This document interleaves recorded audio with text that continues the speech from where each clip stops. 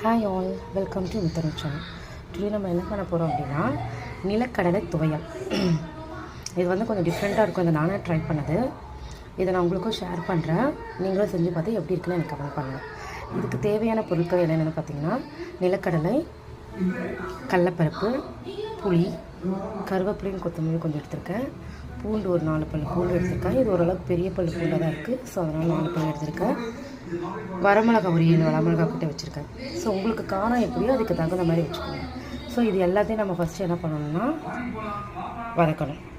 So first என்ன பண்ண போகிறோம் அப்படின்னா கருவேப்பிலை கொத்தமல்லியும் புளியையும் சேர்த்து போட்டு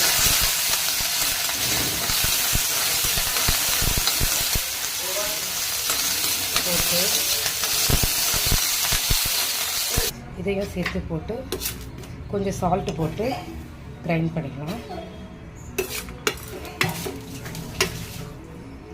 இருக்கும். இது நீங்கள் வெரைட்டி ரைஸ்க்கு போட்டுக்கலாம், இல்லை வெறும் ரைஸுக்கு ஒயிட் ரைஸ்லேயும் நீங்கள் போட்டு கொஞ்சம் கோகோனட் ஆயில் மிக்ஸ் பண்ணி சாப்பிட்டுக்கலாம்.